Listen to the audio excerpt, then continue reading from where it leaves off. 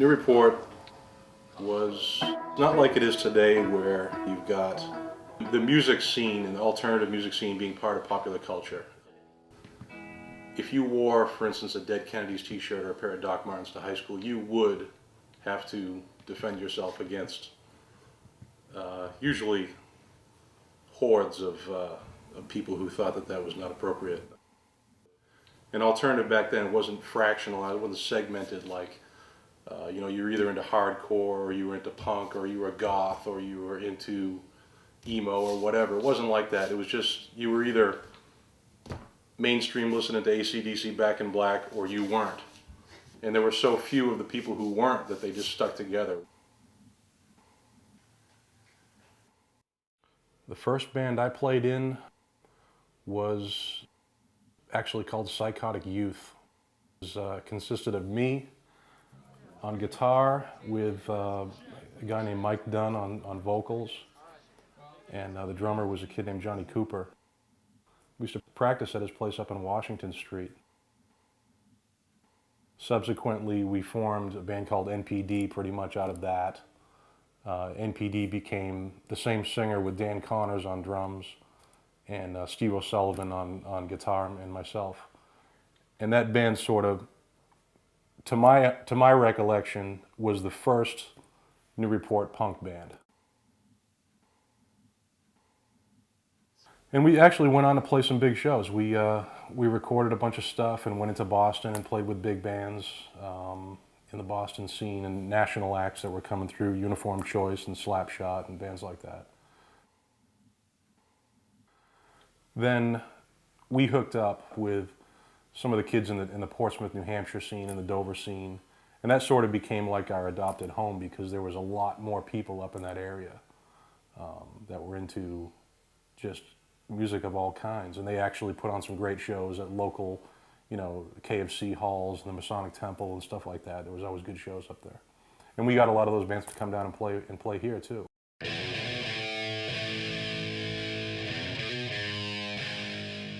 NPD was around probably from, I'm going to say, 86 through 89, and then it broke up because the bass player and myself, Scotty Davies and me, went up to Portsmouth to start the band, the Bruisers.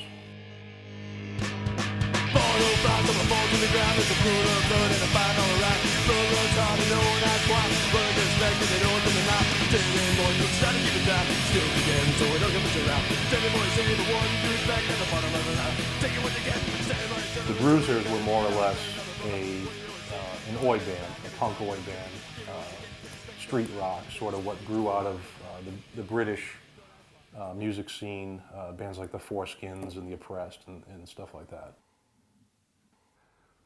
We were fortunate enough that we knew a guy with a studio in Portsmouth. This guy, Jim Tierney, who had a studio on the 5th floor of an abandoned mattress factory in Portsmouth. It was actually a great studio, but the place was totaled. And he more or less let us record there for, you know, practically the cost of their reels. So we did 7 songs there in '89, the summer of '89. Just so happened that my friend Dan, who was drummer in NPD, got a hold of our tape, and he happened to live in Provincetown. And his girlfriend happened to see Jack Kelly, who was the singer for Slapshot, who was also living down there, and gave him our tape. And he happened to be starting up a label called Patriot Records, which was devoted to oi music, American oi music. And he was looking for bands, and there were so few that he just grabbed it and said, yeah, let's put it out. So he put out a 4-song EP of the songs that we had recorded up in Portsmouth. That got great distribution, and also we started playing more shows.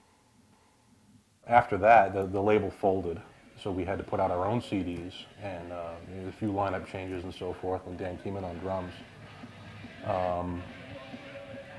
And a friend of mine started putting out the CDs, and at that point we got international distribution, and the things started snowballing.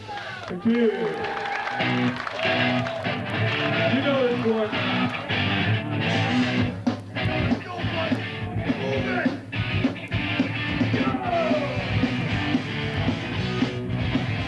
So when you wake up in the morning,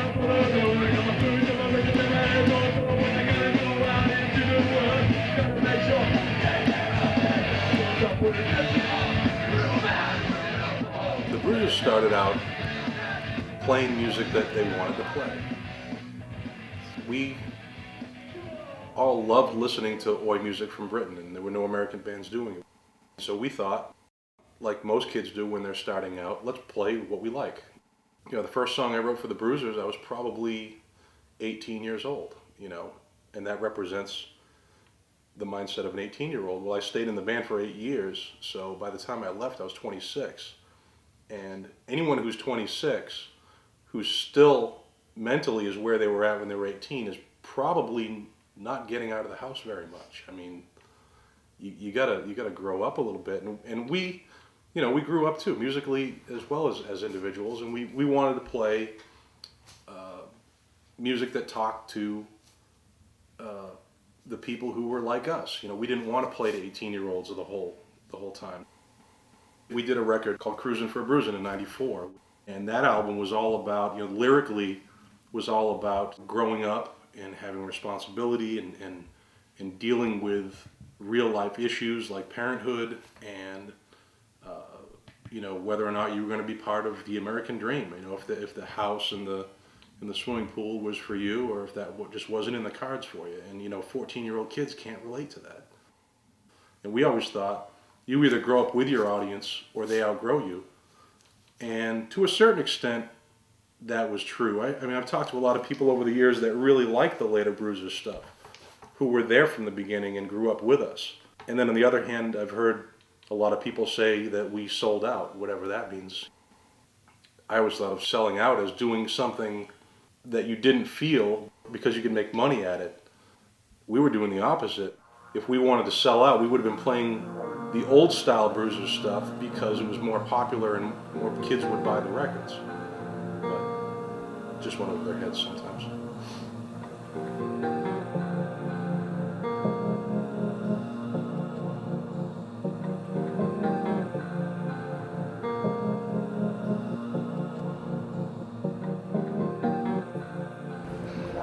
My name's J.C. Lockwood. I'm an arts writer right now for the Merrimack River Car, and I've worked at a variety of newspapers in the area for the past 20 years.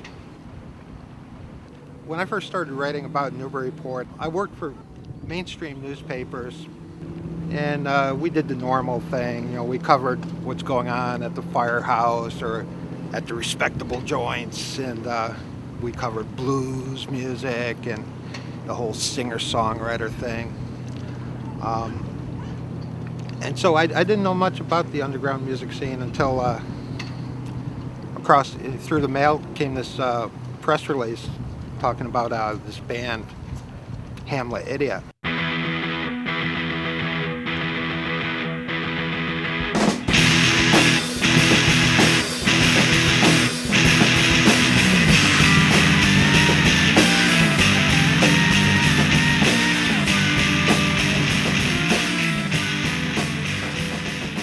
Indie rock now is, I don't know, you could be on a major label and you're playing indie rock. It's like a genre. Back then it was actually something that felt kind of, I mean, I was just catching up at that point. It had already been going on for a while, and in some ways it was over when I caught it, but it was more subversive. I mean, things like Big Black and Dinosaur Jr. and Sonic Youth were doing things that were actually breaking rules at that point, and there really aren't rules like that anymore. I bought a guitar because all I wanted to do was do the stuff I'd heard on these Sonic Youth records and Dinosaur Jr. records, and like turn it up really loud and make it feedback and stuff like that. So that's really what I started with. And it wasn't really until I got involved into college, that's when I really started playing with Dylan. And that's when we actually got in front of audiences and tried to write songs, I think, for the first time.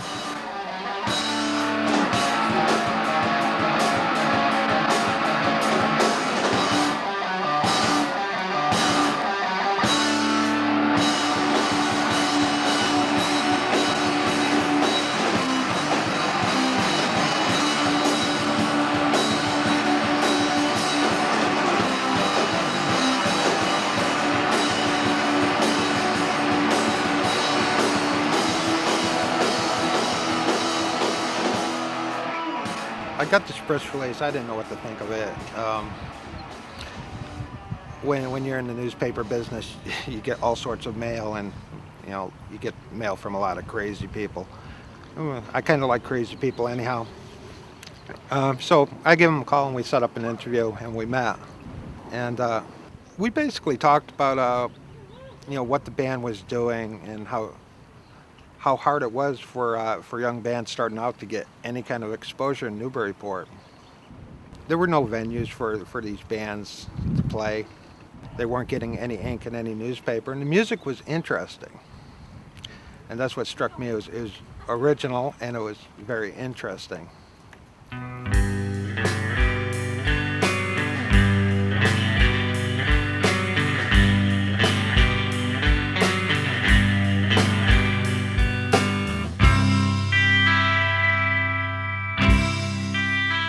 It was like we were recording from day one, like before we even had songs, because Dylan always had his like micro cassette recorder out, and it went from there to, we rented an 8-track cassette recorder and a 4-track, and we would just set up anywhere. Like before we even knew what we were playing, we would be recording stuff.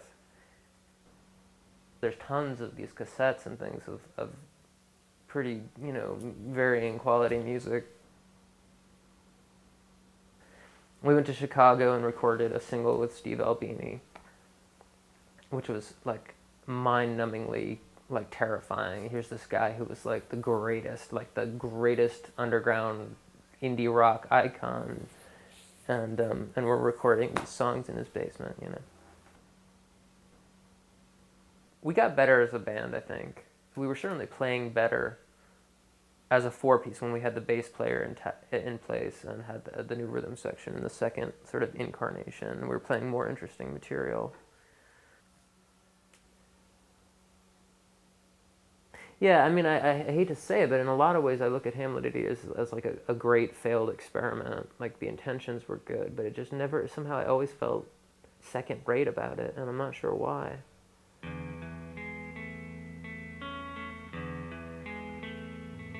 The expectations again with a rock band is that it's gonna be like, it's gonna be fucking Kiss or something. Like you're gonna like knock. That was also the thing in Hamlet. We always expected like the walls were gonna explode and the kids were gonna like explode and everyone was gonna like die or something. At least that's what I thought. I thought like we're gonna, burn. Everything was gonna burn down, and the ceiling would cave in and stuff. But it never. I guess that's the problem. Is I thought that was gonna happen. It never did.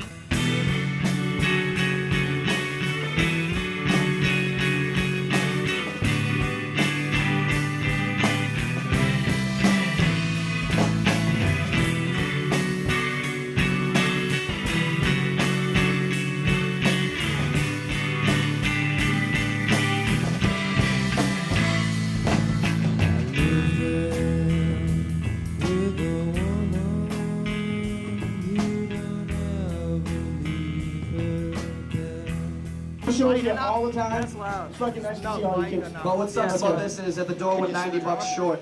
Because all right, so yeah, somebody donate fucking $90 later on. if everybody chips, Why not? All right, here we go. This first song is called Last Dance. you can give it to the kid at the door. It's dedicated to Nick and his bloody fucking nose. Oh.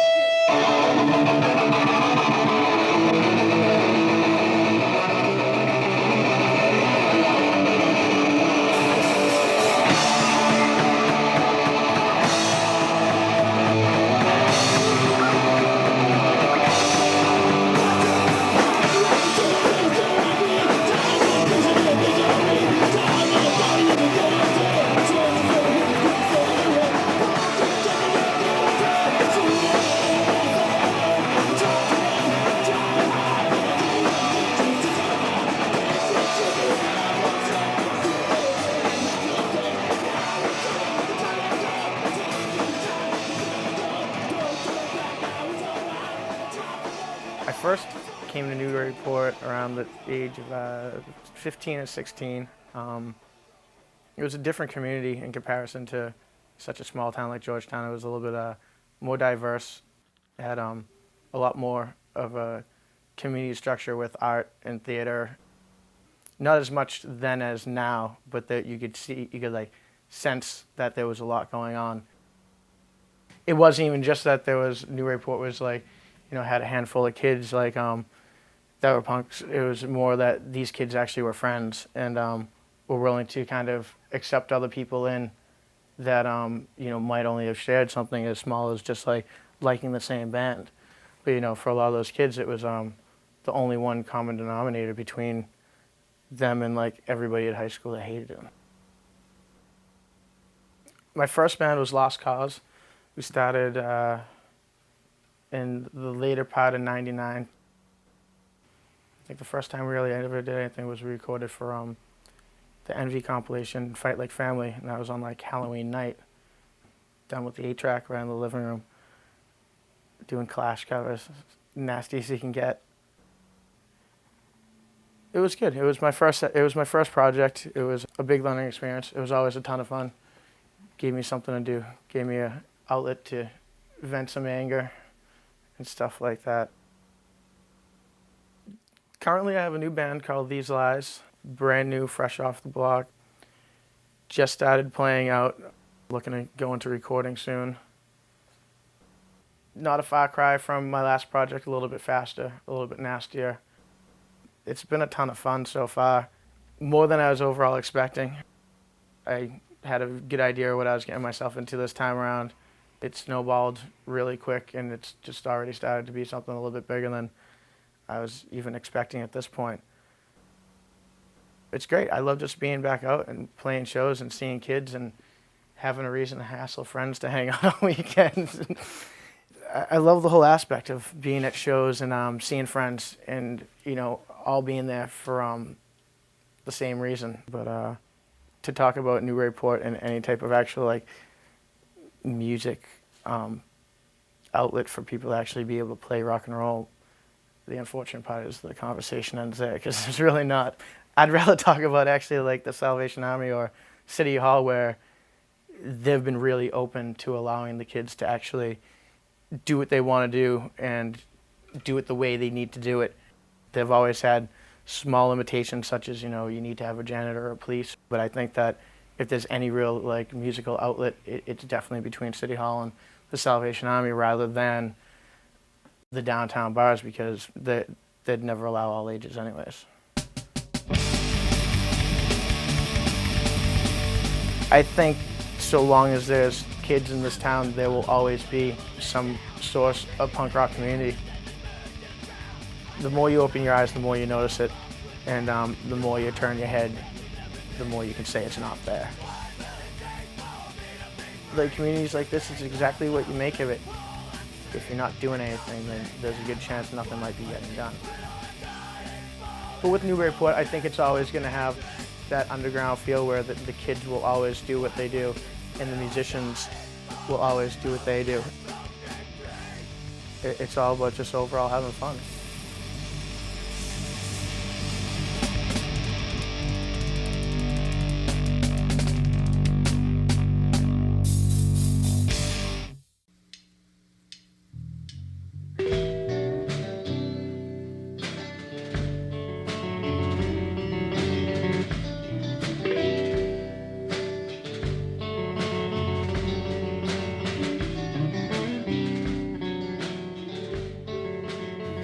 My father moved to Newburyport when I was maybe 7 or so, and he was part of a community of artists, and I met other kids that did art. I was part of the children's theater. I took art classes, and I started playing music when I was really young. Actually, that was sort of like a good coming of age experience for me because I didn't really have a good experience in high school in general. Or all through public school, basically. Like, I was not popular in any way, and I wasn't, I was an outcast. I was a weirdo, I grew up, like, in an artist family amongst conservative New England families, and I didn't assimilate very well, but once I started playing in bands at school functions and stuff, suddenly it was a different story. Whether people liked me or not, it didn't so much matter because I had this new like confidence built up, which was great. So it was mostly just about getting together and playing. We never even tried to work anything out. The band was amorphous, different members all the time. We never had a particular instrument that we played. We all switched instruments like every every 5 minutes we would get bored and switch instruments. And we would get together and do this like every day. It was a creative process trying to push it forward, you know, as much as possible.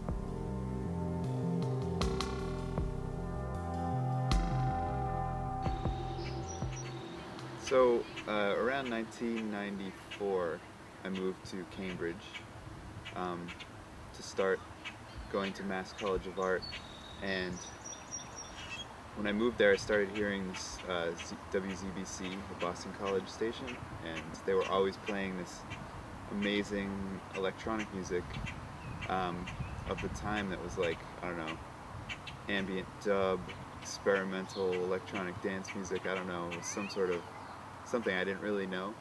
I think it was groups like,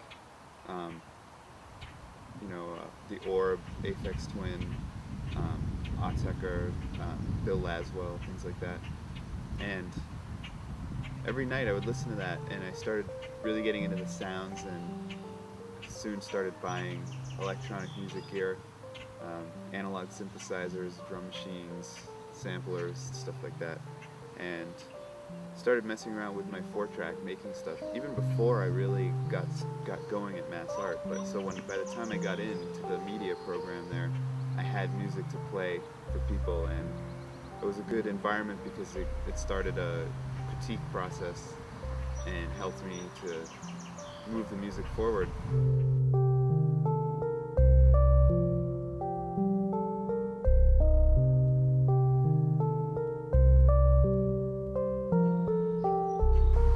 And then after being there for a couple of years, I realized that I could receive credit for making a CD, and I hadn't made a CD yet, so I figured, hey, why not? So I took an independent study, got 3 credits for compiling a bunch of music I was working on at the time and putting it onto a CD that I pressed 1,000 copies of and got it distributed through Caroline Distribution, and that CD was called Urbanism by Electro Organic Sound System. 4 years later, I put out my second CD called Roots Rec Remix, and both of them did relatively well in terms of I got rid of all of them somehow, gave out, probably at least half, but also sold a bunch, and that was partially due to getting distribution and having, getting reviews in magazines and stuff like that. And both of those records were on my own label called Bliss Recordings, and I also had a couple other releases on there. One was the Tone Burst Collective CD.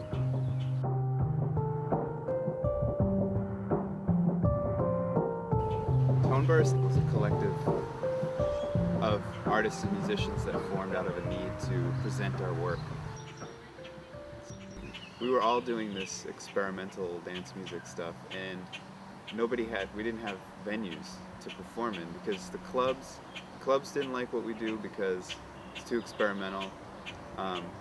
Galleries and stuff like that kind of didn't like what we do because it's too dance.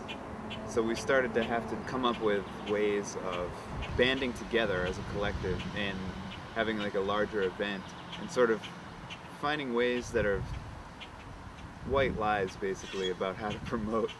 We would present these events as large-scale installations in order to say we want to throw a party that's really cool, but we had to do that in order to get the spaces in the first place. And as it turned out, that became a springboard for a bunch of the artists in the collective. It gave us a certain notoriety that allowed us to play at the venues that we sort of wished we could play at in the first place.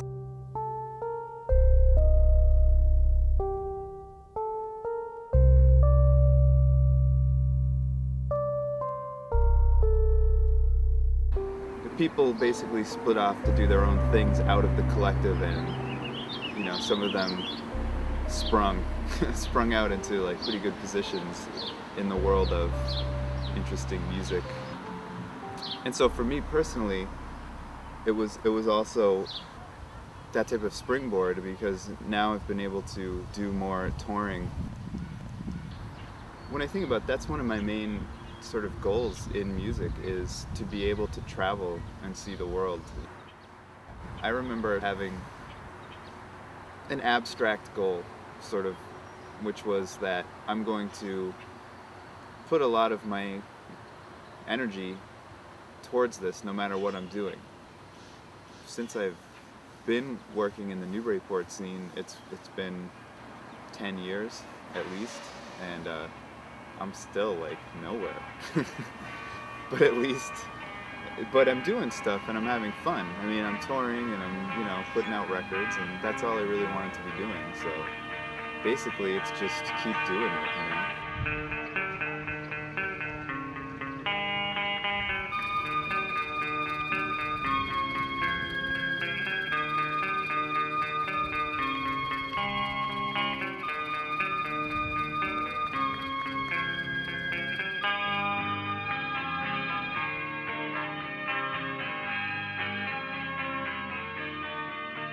Sort of at the end of Hamlet Idiot, Greg and Sean Scanlon, who was our drummer at the time, and I all moved out to Los Angeles, and we had intended to be in Hamlet Idiot out there and continue on with the band.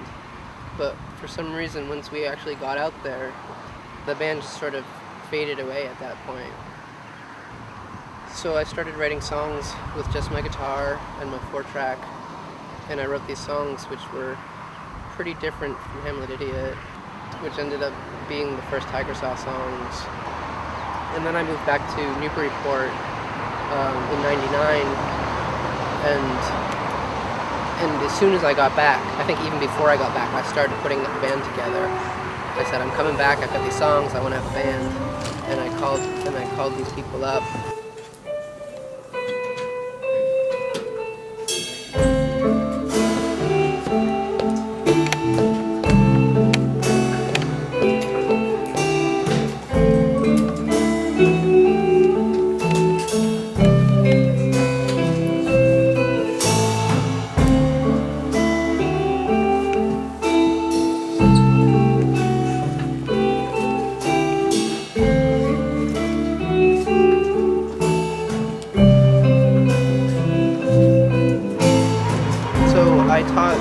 The songs that I had been working on, and we started playing out pretty much right away.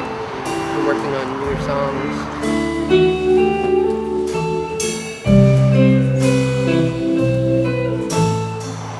And we made our own record and we self-released it on CD, and that was called How to Be Timeless Tonight.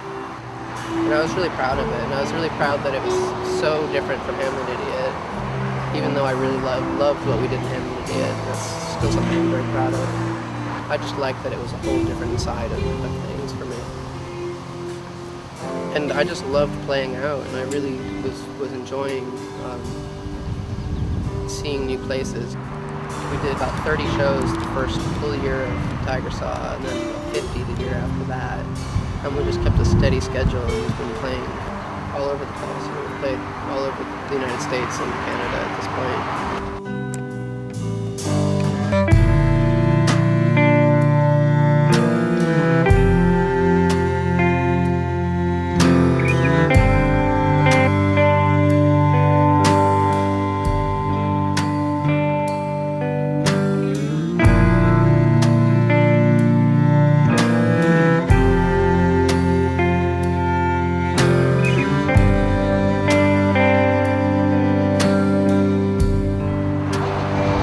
Our second record in 2001. That record was called Blessed Are the Trials We Will Find, and it came out on Kimchi Records, which is a label based in Ipswich, Massachusetts. That label was really great because a lot of the bands were from Boston, and it was all my favorite Boston bands, like 27 and Victory at Sea and Helms, and then Talia Zedek ended up doing something with them. And these are all people that I really loved seeing in Boston. They were like my favorite bands, so it was really exciting to be affiliated with them. Living in Newburyport here, I've booked a lot of shows for people coming through town. The more you play outside of here, the more you have to rely on other people to help you get shows and offer you a place to stay and help you out, and you meet a lot of other bands. and I've always been wanting to help other bands come here, and I put them up at my house, and I'll help them get the shows, and we'll play with them, and it's really important to me to be able to do that. I feel like it's a great reciprocation. I'm a big fan of K Records and the whole Olympia scene in general. So I jumped at the chance to help them play, and we used to do a lot of shows at Art Space in Gloucester.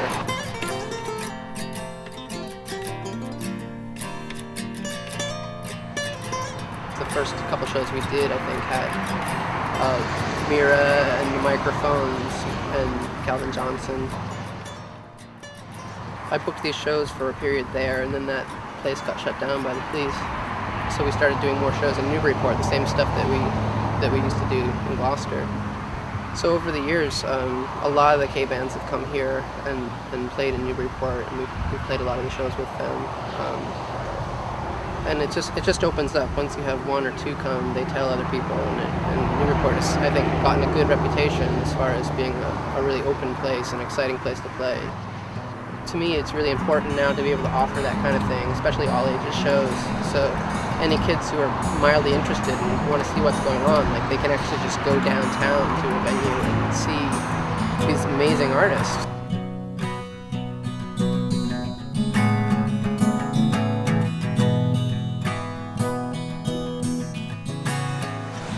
I've played there 3 times now. The audiences have been great. There's people there who are interested in unusual music, and all the shows have been really well attended that I played there, and it seems like people seem really excited about it. It's great. It's great. It seems like also there's people there who grew up there and they're into music. Some places you go, it's everyone moved to somewhere. You know, San Francisco, everyone moved to San Francisco. But Newburyport seemed more like a homegrown situation. I think everyone should play there. It's fun.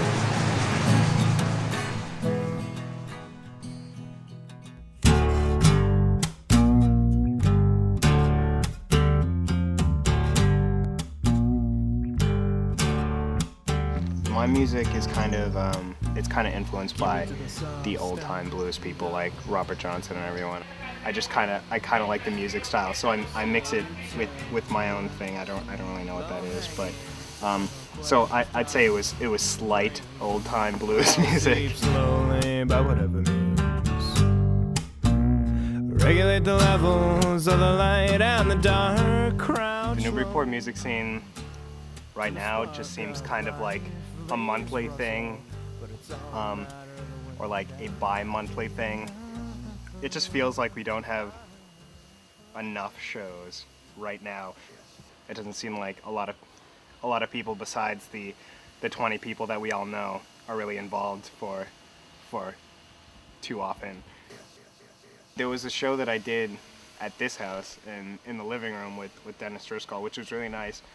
I think house shows are good because you know the people who are there are just there to listen. But I think a lot of house shows happen, and I mean they're nice, but I think they happen because there's lack of a better venue. Love will kill this envy I've built, and there will be a place for me here where you will be waiting. I think we're pretty supportive in ourselves. We're just not that. We're not involved with a lot of other people around here because I don't know if there are that many people to involve. I think we would have a vibrant music scene. I think we just have to promote ourselves a little bit more. We have to, I don't know, we have to stop being so in ourselves. I think if we just involve the public a little bit more, then our little separate communities could come together more and work together better. Yes.